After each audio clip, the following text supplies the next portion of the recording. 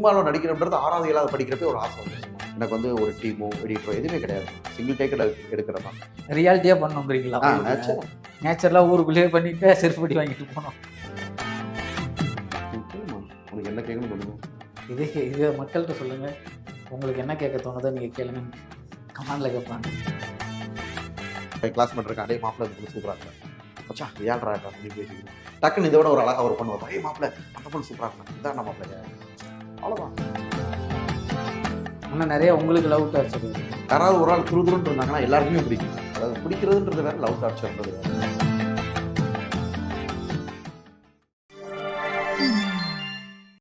Take one Tamil நிகழ்வுகள் அனைவருக்கும் வணக்கம். இப்போ நம்ம கூட இருக்கிறது யாருன்னு பார்த்தீங்கன்னா டாக்டர் திவாகர் அவர் தான் இருக்காங்க. வணக்கம் சார். வணக்கம்ப்பா. இப்போ வந்து நீங்கள் அதாவது மக்களுக்கு வந்து இந்த பிசியோதெரப்பி மூலியமாகவும் இது பண்ணுறீங்க, நடிப்பும் காட்டிக்கிறீங்க. இன்னொன்று ஒரு விஷயம் இருக்கு கண்ணு. என்ன விஷயம்னு பார்த்தீங்கன்னா, ஆக்டிங்கிறது நம்ம புதுசாக இன்ஸ்டாகிராமில் பண்ணலாமா? 6வது 6th ஸ்டாண்டர்ட் படிக்கிறப்பயே மைக்கை பிடிச்சி பேச்சு போட்டி, நாடக போட்டி, தனி நடிப்பு போட்டி, மிமிக்ரி எல்லாத்துலேயும் ஃபஸ்ட்டு ப்ரைஸ். நான் படித்த ஸ்கூல்மா Madurai saint Mary's higher secondary school. கல்ச்சுரல்ஸுக்கு ஃபஸ்ட்டு ப்ரிஃபரன்ஸ் கொடுப்பாங்கம்மா. அதில் இருக்கிறவெல்லாம் ஜாம்பவனாக இருப்பான். நம்ம தான் பெரிய ஆள் கிடையாது. அதுலேயே வந்து பார்த்தீங்கன்னா 7 பேர் கொண்ட ஒரு 7 பேரை நாடகத்துக்கு எடுத்து அதில் நான் குழு தலைவனாக இருந்து எல்லாருக்கும் மேக்கப் பண்ணி எல்லாரையும் நடிக்க ட்ரைனிங் கொடுத்து அதுலேயும் நம்மளும் நடிச்சு ஃபஸ்ட்டு ப்ரைஸ் வாங்குறது ரொம்ப கஷ்டமா. செகண்ட் ப்ரைஸ் வாங்குறது ஈஸியா? செகண்ட் ப்ரைஸ் வாங்குறது கூட கஷ்டம் தான். தோத்து போகிறது அதுவும் ஒரு வெற்றியோட முதல் படி தான். அதுவும் ஒரு வளர்றீங்க. ஏதாச்சும் ஒன்று சொல்லுங்க. சினிமா தேடி இதுக்கு முன்னாடி போயிருக்கீங்களா? சோசியல் மீடியா வராதுக்கு முன்னாடி? இல்லைம்மா. என்ன ரீசன்? நான் உண்மையை சொல்கிறேம்மா. சினிமான்றது என்ன விஷயம் பார்த்தீங்கன்னா ஒத்தையாரட்டையாம்மா. நல்லா படிக்கவும் செய்வோம் அந்த நேரத்தில். கலை நிகழ்ச்சிகளில் அது கலந்துக்கிறது மாதிரி படிப்புலையும் நல்லா படிப்போம்மா. அப்போ டாக்டர் ஆகணும், நிறைய மார்க் வாங்கணும். அப்போ அதை படித்து முடிச்சது கிளினிக் வைக்கணும். அந்த மாதிரியே லைஃப் ஓடிடுச்சுமா. படித்து முடிச்சு 22 வயசாச்சு. நிறைய செலவு பண்ணி படிச்சிருப்போம். அப்போ அதை நம்ம சம்பாதிக்க இது நிரந்தர வருமானம் இல்லையா? அந்த நேரம் போய் நான் சான்ஸ் கேட்டுக்கிட்டு காலேஜ்லேயும் நல்லா பண்ணேம்மா. காலேஜ் சேர்மனுக்கு ஸ்பீச் ரொம்ப பிடிக்கும். இப்போ அண்ணனோட ஸ்பீச்செல்லாம் வைகோ மாதிரியே இருக்குமா.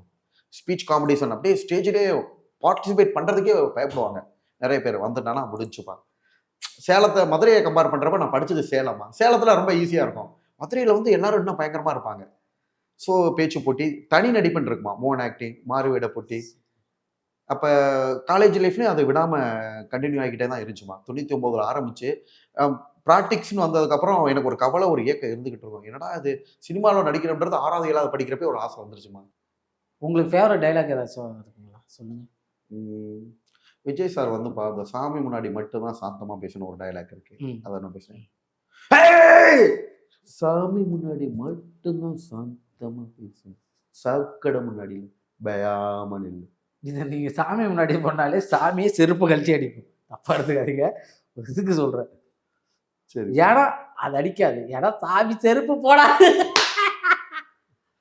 தொப்பின்னு ஒரு பேர், இந்த பேர் மறையணும்னா நீங்க இதை தாண்டி ஒரு விஷயத்த பண்ணாம. இல்லப்பா நீ அப்படிதான் தப்பா நினைச்சிட்டு இருக்க. அண்ணனுக்கு வந்து பாத்தீங்கன்னா நல்ல பேர் மட்டும்தான் இருக்கு. ஏன்னா முழுக்க வந்து அண்ணன் திறமையால மட்டும்தான் வந்தேன். எனக்கு வந்து ஒரு டீமோ எடிட்டரோ எதுவுமே கிடையாதுமா. சிங்கிள் டேக்கில் எடுக்கிறது தான். எல்லாரும் வந்து பார்த்தீங்கன்னா டீம் வச்சு எடிட் பண்ணி நம்மளுக்கு மில்லியன் வியூஸ் வேணுமே பண்ணுவாங்க. இப்போ லேட்டஸ்ட்டாக வந்து இல்லை அண்ணன் ஒரு காஃபி சாப்பிட்டு இன்ஸ்டால போட்டால் கூட மில்லியன் வியூஸ் போகும். அவ்வளோ மக்கள் ரசிக்க ஆரம்பிச்சிட்டாங்க. இப்போ அண்ணன் ஃபேமஸ் ஆனது ஒன்லி திறமையால மட்டும்தான். நம்ம வந்து பார்த்தீங்கன்னா எந்த ஒரு சின்ன ஆபாசமும் இருக்காது. ஒன்லி நடிப்பு திறமை மட்டும்தான். காமெடி பண்றோம்.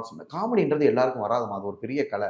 நிறைய ஹீரோஸே கஷ்டப்பட்டு தான் காமெடி பண்ணுவாங்க. ஆபாசம்னா நீங்க யாரை சொல்றீங்க? ஆபாசம்னா என்ன? ஜென்ரலா சொல்ல வரேன்ப்பா. பொதுவா சொல்ல வரேன். ஃபர்ஸ்ட் ஒரு விஷயம் என்னன்னு கேட்டீங்கன்னா யாருமே நம்ம குறை சொல்ல முடியாது. ஏன்னு கேட்டீங்கன்னா ஆபாசமா பண்ணாலும் இல்லம்மா. ஆபாசம் அது குறையா சொல்ல வரல. ஆபாசமா சோசியல் மீடியால பதிவு போட்டாலும் சட்டம்னு ஒண்ணு இருக்குல்ல. அவங்க கடமை செய்வாங்கல்ல. ஆனா அதை தப்பு சொல்ல வரலாமா. நான் அவங்களை இதா சொல்ல வரல.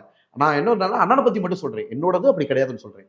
நம்ம அடுத்த எல்லாமே தேவை தானே. ஆபாசங்கிறது தேவையில்லைன்னு சொல்ல முடியுமா? சுத்தமா தேவையில்லைங்க. அப்படி இல்லம்மா. வண்டியில ஒரு வண்டி ஸ்டார்ட் பண்ணா கலை தானே. இல்ல அப்படி இல்ல கலை. ஒரு வண்டி எடுக்கிறோம். வண்டி ஆஃப் பண்ணவும் முடியாது. வண்டி 100ல 200லயும் போக முடியாது. லிமிட்ல போகணும். அந்த லிமிட்டுங்கிறது சர்க்கரையில வந்து சுகரே இல்லைன்னா என்ன ஆகும்? டீ குடிக்க முடியாது. அதிகமா போட்டா அப்பயும் குடிக்க முடியாது. அந்த மாதிரிதான் ஆபாசமா இருந்தாலும் டபுள் மீனிங்கா இருந்தாலும் ஒரு படத்துல கவர்ச்சி வச்சா கூட ஒரு அளவா லிமிட்டா இருந்தா அது ஓகே தான். அது இல்லைனாலும் மக்கள் ஏத்துக்க மாட்டாங்க. அதிகமா வச்சாலும் ஏத்துக்க மாட்டாங்க. நான் ஜென்ரலா சொல்ல வரேன். அது சோசியல் மீடியால பண்றது கூட ஒரு இதுதாமா. தப்புதாமா. ரியாலிட்டியா பண்ணுங்கிறீங்களா?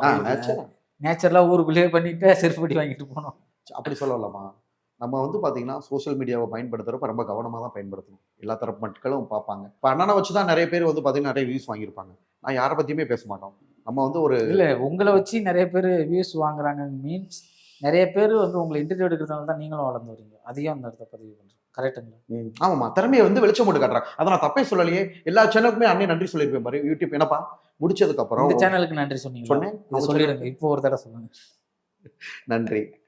அதனால அவங்களுக்கு தனியாவே வீடியோ போட்டேம்மா. அதாவது அதெல்லாம் அண்ணே வந்து கரெக்ட்டா இருப்பேன். எந்த சேனல் இன்டர்வியூ எடுக்கிறாங்களோ அவங்களுக்கு நன்றி சொல்லி போட்டிருக்கேன். அதே மாரி அந்த சேனல்ஸ்க்கு நிறைய ஹெல்ப்பும் பண்ணியிருக்கேன். நம்மளோட திறமையம்மா மக்கள் நல்லா ரசிக்கிறாங்கம்மா. ஆனா வந்து ஒரு சேனல் வந்து நீங்க திட்டி போட்டிருக்கீங்க. அதான் அகமது மீரான்னு ஒரு நபர் வந்து பார்த்தீங்கன்னா, ஆ. அத ட்ரீட்மெண்ட் டெக்னிக் சிகிச்சை முறைகள எல்லாம் தப்பா பேசக்கூடாதுல்லம்மா. அத பார்த்தா எனக்கு வேற மாரி தெரியுதுன்னா யாருக்குமே கோவம் வரும்ல. அண்ணன் வந்து ரொம்ப டீசென்ட்டா இதா இருப்பேன். பட் பிசியோதெரபி துறையில எந்த யூடியூப் சேனலா இருந்தாலும் படிச்ச டிபார்ட்மெண்ட்ட பத்தி தப்பா பேசினா பொங்கி எழுந்துருவேன். அங்க நடந்தது என்ன? அங்க நடந்த விஷயத்த அதத்தான் மட்டும் நான் சொல்லிட்டேன்ல உங்களுக்கு. அதாவது நீங்க வந்து ட்ரீட்மெண்ட் பண்ணத வந்து அவர தவறா விமர்சனம் பண்ணாருங்களா? ம். இந்த மாரி உனக்கு வந்து பிசியோதெரப்பி பத்தி என்ன தெரியும்? ம். உங்க வீட்ல இந்த மாரி நடந்தா, உங்க அம்மாவுக்கோ, உங்க ம். வீட்டுக்காரங்களுக்கோ இந்த மாரி நடந்தா, அப்ப அத நான் பண்ணும்போது உனக்கு அப்படி தெரியும்ங்கிறது, இந்த வார்த்தை தவறா? சரியா? அப்போ அவருக்கு நம்ம எப்படிம்மா இது சொல்லி சரியா? தவறா? ம். ஒரு இல்லம்மா தமிழ்நாட் கரெக்ட் தான். அதாவது ஒரு தமிழகத்தில், ஒரு தமிழ்நாட்டுல ம். உங்களுக்கும் எனக்கும் வாக்குவாதம் வந்தாலும், உங்களுக்கும் ம். எனக்கும் ஃப்ரெண்ட்ஷிப் வந்தாலும், பாதிக்கப்படுறது உங்க வீட்டு பொம்பளையும், எங்க வீட்டு பொம்பளையும் தான். ம். ஒரு விஷயம் நல்லா தெரிஞ்சுக்கம்மா. இந்த இந்த இடத்துல தான் பெண் சுதந்திரம் பாதிக்கப்படுது. நான் நான் சொல்ல நான் வரதே வந்து நீ உங்கள ம். நான் வந்து உங்கள பத்தி பேசுனா, நீங்க எங்க வீட்டு பொம்பளைய பத்தி பேசுறீங்க. நான் பதிலுக்கு உங்க வீட்டு பொம்பளைய பத்தி பேசுறேன். ம். ஆனா உங்களுக்கு நம்ம 2 பேரும் திட்டிக்க மாட்டோங்கிறோம். நம்ம 2 பேரும் அடிச்சுக்க சரி மாட்டேங்கிறோம். அதுதான் அதுக்கு ஆனா பதில் பாதிக்கப்படுறது பெண்கள் தான். அதாவது இன்னொரு விஷயத்தையும் சொல்ல வரேன்மா. இதுதான் முதல்ல வந்து தமிழ்நாட்டுல முதல் பாதிக்கப்படுறது பெண் சுதந்திரம் வேணும்னா முதல்ல வந்து அவங்கவங்க குடும்பத்த பத்தி திட்டுறத நிறுத்தினா தான் பெண் சுதந்திரம் ஒரு விஷயம் கிடைக்கும். நல்லா தெரிஞ்சுக்குமா. நீங்க வந்து அந்த ம். யூடியூபர போய் நேரா அடிச்சிருக்க வேண்டியது. அதான் நான் சொல்ல வரேன்மா. பிசியோதெரபின்றது எனக்கு மட்டும் இல்ல. இது பொதுவான ஒரு தாய். ஓகேங்களா? ஸோ எனக்கு மட்டும் இல்ல. இது மாரி பல பேர் டிபார்ட்மென்ட்க்கு ஒரு தாய் மாரி. அந்த துறைய பத்தி எவ்வளவு கேவலமா போகும் நீங்க நெனச்சு பாருங்க. அது ஒரு தாய் தான். அவரு என்னைய பத்தி கமெண்ட் பண்ணியிருக்கலாம். அந்த மாரி நெறைய பேர் ட்ரோல் பண்றப்ப நம்ம யாராவது ட்ரோல் பண்ணி யாருக்காவது நான் ரிப்ளை பண்ணியிருக்கேனான்னு பாரும்மா. யாருக்கும் ரிப்ளை பண்ண மாட்டேன். ஓகேவா? ஸோ அது தொடக்கூடாத துறைய தொட்டிருக்காரு. அப்படியுமே அவங்கள வந்து என்ன சொல்லியிருக்கோம், ட்ரீட்மெண்ட் சிகிச்சை. உங்களுக்கு இந்த நிலைமை வந்துச்சுன்னா, உனக்கு அப்படி யோசிக்க தோணுமா? நம்மளுக்குன்னு ஒரு அடி விழுகிறப்ப கவலைகள் இருக்கும். அதுக்காக முடங்குற நிலைமை வரும். கவலைன்றது கண்டிப்பா. அழுக, சிரிப்புன்னு வந்தா சிரிச்சுருவேன்மா. அழுகன்னு வந்தா அழுதுருவேன். பட் அதுக்காக அப்படியே இருந்துற ஏங்க மாட்டேன். இதெல்லாம் எல்லாமே பண்றதுதாங்க. அழுவன்னு வந்தா யாராவது சிரிச்சுக்கிட்டா அப்படி இருப்பாங்களா? இல்லம்மா. நெறைய இல்ல பேரு சிரிப்புன்னு வந்தா அழுதுட்டு இல்லம்மா. இருப்பாங்களா? மனிதர்கள் பலதரப்பட்டவங்க. அழுகையும் வெளிய காட்ட மாட்டாங்க. சோகத்தையும் வெளியில காட்ட மாட்டாங்க. ஓகேங்களா? அவங்க என்ன மைண்ட்ல இருக்காங்கன்றது யாராலயுமே ஜட்ஜ் பண்ண முடியாது. நம்ம அப்படி கிடையாது. அழுகன்னு வந்துட்டா கண்ண மூடி 1 மணி நேரம் அழுது புலம்பிருவோம். புலம்பிட்டு அடுத்து 1 மணி நேரம் முடியுதா, அடுத்த லெவல். ஓகே நம்மளுக்கு அடுத்த டியூட்டி இருக்கு. இத நம்ம பார்த்தே ஆகணும். போயிருவோம் மெச்சூரிட்டியா. அடுத்த நாள் மறந்துருவோம். அந்த மாரி. கவலைகள் கண்டிப்பா வரும். வாழ்க்கையில அடிகள்னு வரும். அழுகுறதுன்றது வரத்தான் செய்யும். சந்தோஷம்ன்றது வரத்தான் செய்யும். பட் அதுவே வாழ்க்கை கிடையாது. சந்தோஷம்ன்றது நாள் ஃபுல்லா நம்ம வீட்லயே உட்காந்துக்கிட்டு இருந்தோம்னா நம்ம பொழப்பு போயிரும். ஸோ அடுத்த கட்டத்த நோக்கி ஓடிக்கிட்டே இருப்போம்மா.